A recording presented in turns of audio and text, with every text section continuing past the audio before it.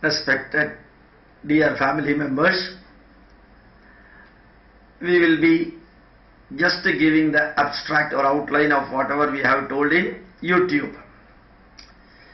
More than 50 points we have already translated into English and explained in very few lines.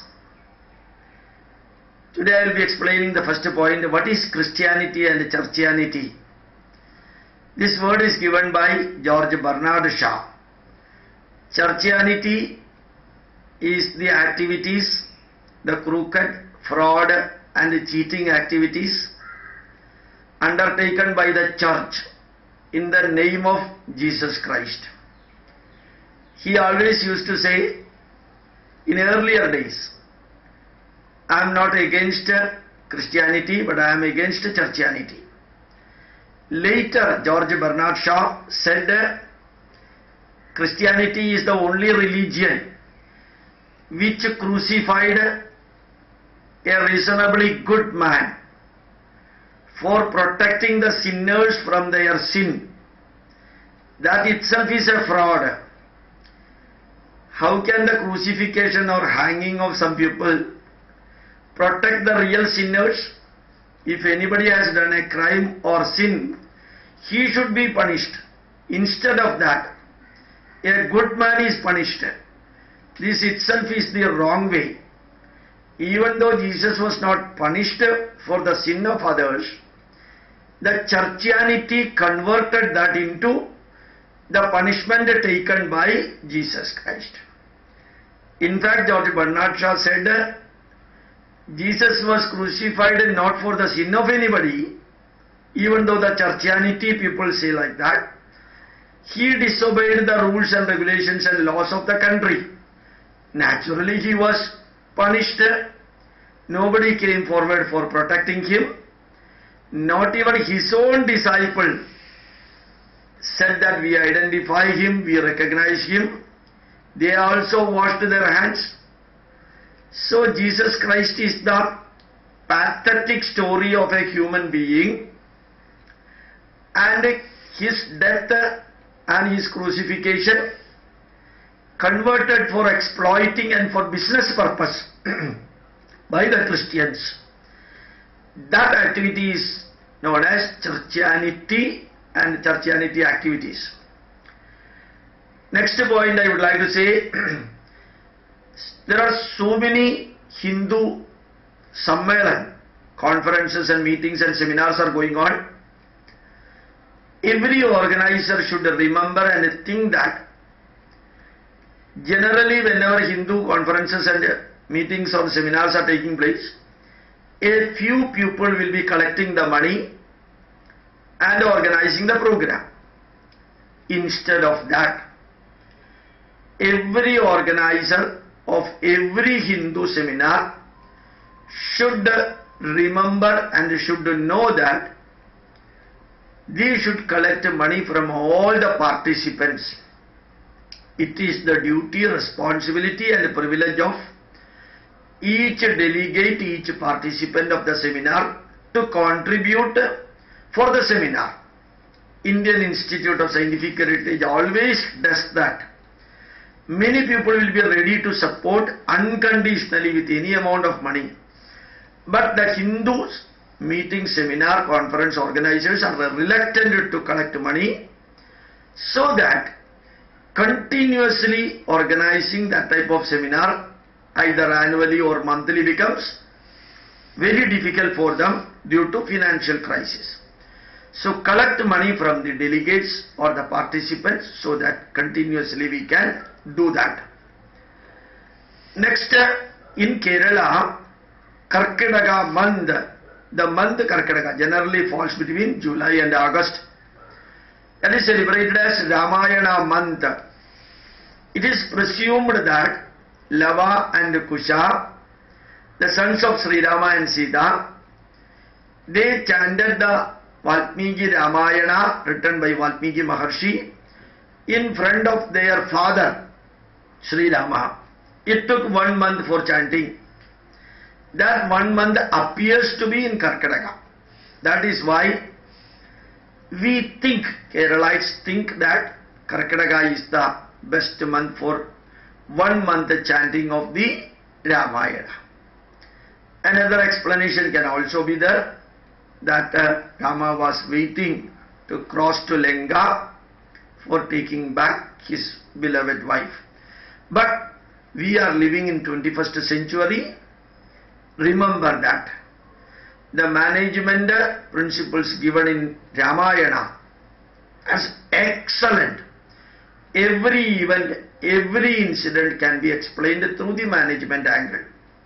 When we are living in the 21st century, learn Ramayana, learn Mahabharata, learn Bhagavad Gita, learn the Puranas as per the management principles involved in the stories, management principles involved in the history or the events or the happenings in Ramayana, Mahabharata or Purana. Learn through the management angle so that the youngsters will also be interested in that. Really, what is the meaning of Upanishad? Upanishad and Upanayana, both these words have got same meaning. Upa means nearer. Upa means nearer. Nishad means taking towards the nearest point. Nearer to what? Absolute truth and absolute knowledge. Then we can say Parabrahmam, Paramatma Chaitanyam, Eka evahi bhutatma, bhute bhute vyavastita. That one omnipotent, omnipresent divine power, taking nearer to that divine power.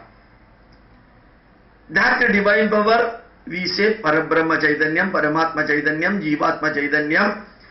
Any name you give to that word, Upanishad takes you, or Upanishads take you nearer to that point. So Upanishads, when you are learning, it gives you absolute truth, absolute fact, absolute essence of the knowledge. These Upanishads are also known as Vedanta. It is the essence of Veda.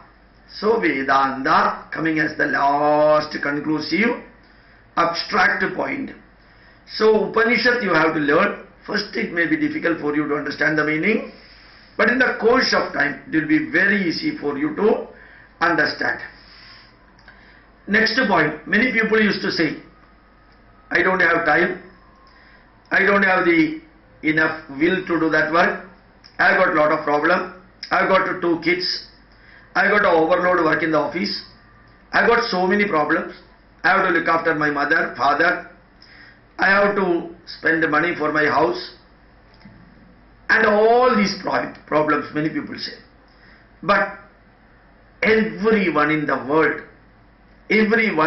has got his own or her own problems. Don't think that I only have got the problem, I only have got the crisis, I am the only person who is facing the obstacles and hindrances in the life. What are your problems? Just note down point by point by point. Then solve one by one problem. What are the work that you have to do? Note down one by one and complete each work. Tick mark that. I assure you that you will be having enough time, you will be having enough energy, and you will be getting slowly the will to do the work also. Remember that American President, Indian Prime Minister, Russian President, everyone in this world has got 24 hours only. You have also got 24 hours. If they have got enough time and energy to look after the whole country, at least you can do something for the nation, something for the society, when you are doing something for your family and yourself. So you solve your problem. Don't cry, don't weep, and don't go on talking negative about the world. Go ahead and do the best to solve your problem, then solve others' problem. Next point I would like to say, there are 3 types of people in the world. 3 types of people in the world. As I told you earlier, everyone in this world has got problem. Everyone in this world has got painful experiences. And some people, first category people talk about the negatives in the life. First category of the people continuously talk about the negatives in the life. Second category of the people, maybe very few, solve the negatives in their life. Instead of going on talking, they solve the problems. A minute number of people falling in the third category, they convert the negatives into positives. They convert the negatives into positives. You know, Bhagavad Gita was created due to the negative vision of Arjuna. Arjuna felt sad. That got converted into Bhagavad Gita. Really a hunter shot an arrow to a bird. The death of the bird created Valmiki Ramayana. Parikshit Maharajan put a dead snake on the neck of the Maharshi Shamika. That activity resulted in receiving a curse from his son Sringi, and that negative created the production of Mahabhagavata. So India is the country, Indians are the people who converted the negatives into positives. Instead of solving the negative, instead of discussing about it. Even now you can see China is doing all the preparation for expanding its land, for conquering nearby countries. But that is a negative thing for India. But utilizing that opportunity, India is becoming stronger and stronger and stronger. So utilize the negative to become strong. Now, another very interesting point. You might have heard about Bill Gates, the computer giant. He went to Africa and he told her, computers cannot solve the problem of hunger. And he distributed 2 million chickens in that poverty-hidden African country. 2 million chickens were distributed to them. And he told, computer cannot solve the problem of hunger for the poor people. So, whatever may be your idea, whenever you are coming out for serving the people, serve the people according to their needs. Don't serve the people according to what you have got. You may be having many things, you may not be having anything also. But serve the people according to their needs. That is what Bill Gates teaches us. Next point. Now you know Kerala is ruled by leftist friend, the CPM stalwart, Sri Pinarayi Vijayan is the chief minister. Kerala Christians always stood with the Congress. And they have got a group, Kerala Congress group, always associated with the Indian National Congress. So Christians, the church bishops, the nuns, the cardinals, the metran, everyone used to support the Congress party. That intensity of the support increased after the Italian lady took the charge of the president of Indian National Congress. But you know, when Pinarayi Vijayan, the CPM leader, became the chief minister of Kerala, many of these church fathers and the cardinals went to his home and appreciated him and offered him all the support.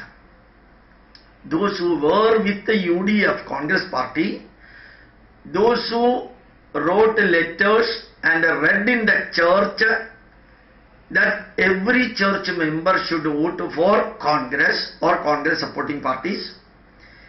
The moment CPM leader became the chief minister, they went to him and said, we are giving all the support.